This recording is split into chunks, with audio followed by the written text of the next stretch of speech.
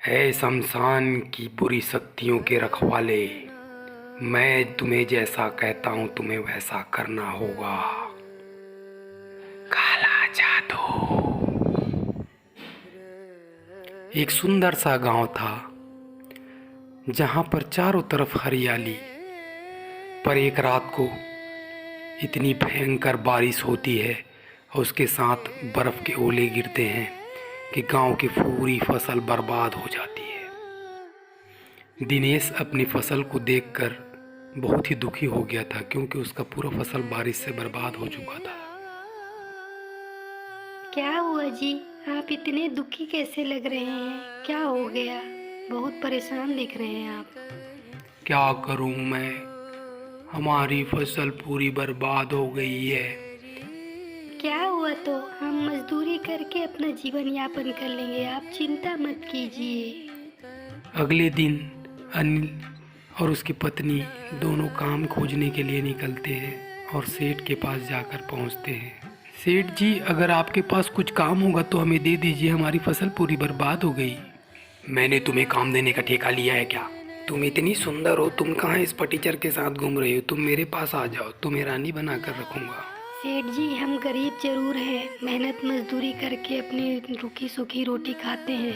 आपके आपके एहसान के पकवान आप अपने पास रखिए। अरे मेरे पति को मत मारो, मत मारो, छोड़ो छोड़ो, ये गलत कर रहे हो। मेहनत मजदूरी करके जियोगे, देखता हूँ कौन तुम्हें काम देता है। सेठ के कहे अनुसार उनको कोई काम नहीं देता। कई दिन गुजर जाते हैं।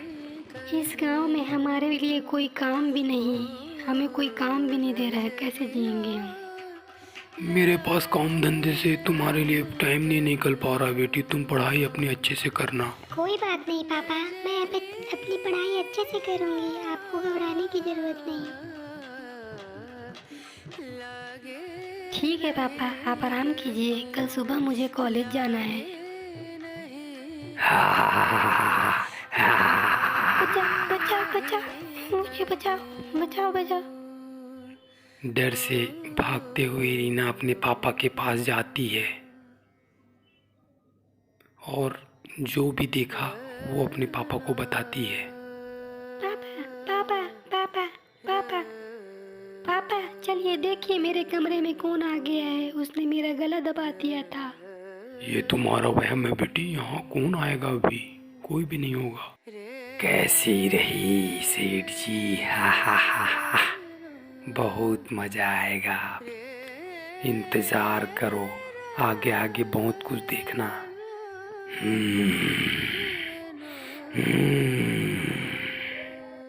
आग आग, ये कहाँ? ये अरे बाप रे, ये भयानक भूत कहाँ से आ गए?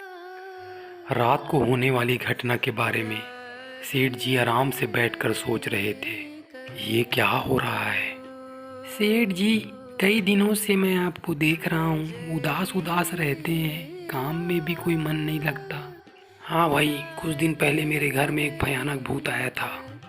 चिंता मत करो सेठ जी, मैं एक बाबा को जानता हूँ जो भूतों को भगाते हैं। सेठ और उसका नौकर दोनों उस बाबा के पास जा रहे होते हैं।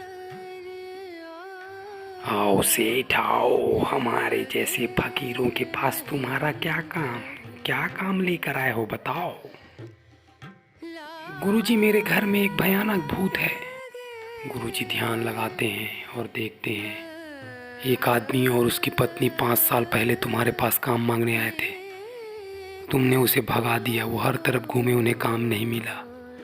धीरे धीरे उसकी पत्नी बीमार होकर मर गई और उस आदमी ने तुमसे बदला लेने के लिए प्रण किया और सब कुछ छोड़कर जंगल की ओर निकल गया।